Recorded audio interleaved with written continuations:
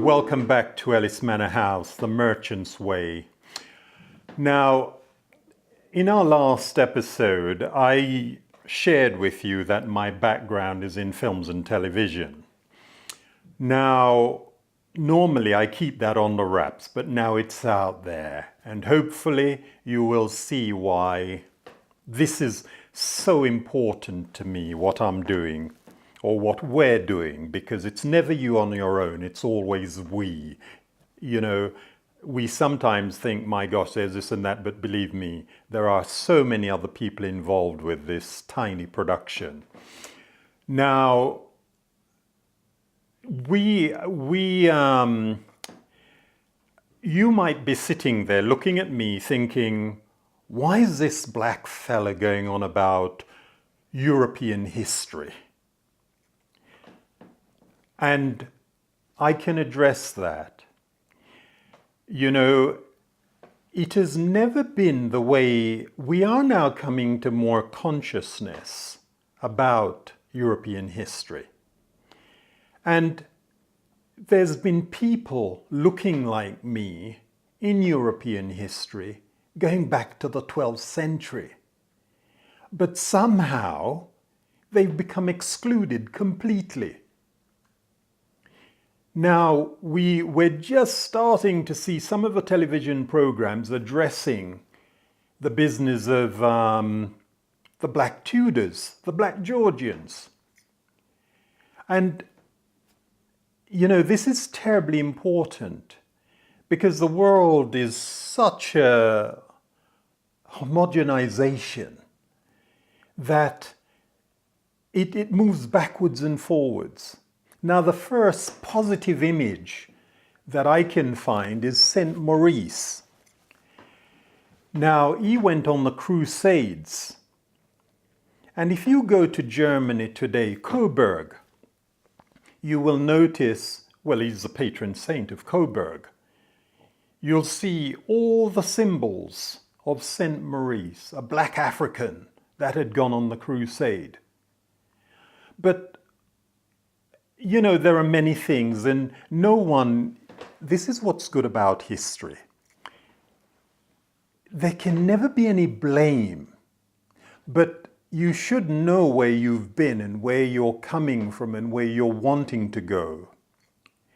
Because when you forget, that's what brings about civilization. And when it becomes distorted, for whatever reason, it won't take long before you get back into savagery. But I'm passionate about these little people I try to encourage to come to this house. I want everyone to come. But mainly, there are people, and it's no secret, once we get to a certain age in life, we get stayed in our ways and we don't like to see change. But if we can, for the next generation and the future generation, if we can affect the way they think, the way they look at things, then we can keep civilization going, you know. And I think we're all responsible for that. Now, going back to the film business, something once happened to me, and this will show you how we rehearsed a sequence that we were going to film the next day.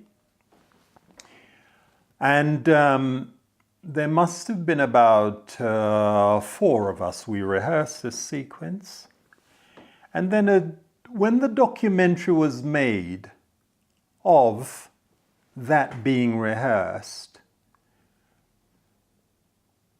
I didn't appear in that documentary. Now, that's not dissimilar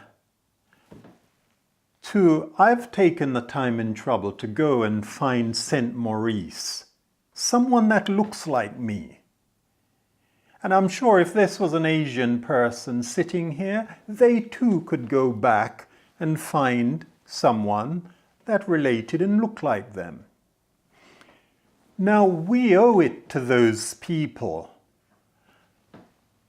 to never be hairbrushed out of history, because it changes the playing field. And we all have to interact with each other. And I feel particularly proud, and will always do, and I mentioned in one of our episodes young Adam's on camera and how he'd been inspired by this building. And he's a local young man. He's what one would term, if you look at me, yes, we now, whether you like it or not, we have the black English, we have the Asian English, we have all of these. Now some of you might say, no, they're not English, they're British. Nonsense. You're playing with semantics. Think of our ship, our merchant ship. We're all on this ship together. Now, we have a vested interest in that ship. If suddenly that ship started to take on water, you would want every single hands on deck to be doing something to save all of us, because collectively we're there. Now you transport that, transform that into the country. If we're not all working together, for me, I don't give two jots what. As long as we're all on this island together, I want our best people to come forward. I don't want mediocrity. I want our very best. When we compete against someone else, we have to compete with our best people. And I can go off tangent, and I can give you examples why it is so terribly important that we're able to recognize and realize, and it could be yesteryears, and it could be right now, but if you don't have all the information, then we lose so much. And you will never have a true bottom line. Because you know what? There could be a little child out there. I don't care whether his eyes are as blue, his hair is as blonde, or whether his skin's as black as mine, or whether he's Asian. Because in that child, he could have the talent to cure cancer. And that is why it is so important that we have a leveled playing field, because you don't know who is carrying that magic formula. And you can relate this. You might think, my God, he's gone off-piste. And yes, I have. But it's all interrelatable. You know, we cannot disregard these small buildings thinking that just because we've built some great big monolith, you know, these are now our special culture center, because these are the buildings. They're the blueprint. They're like a fingerprint. You cannot get rid of them. Now, what Ellys has done is absolutely magical. He could have built another half-timbered building.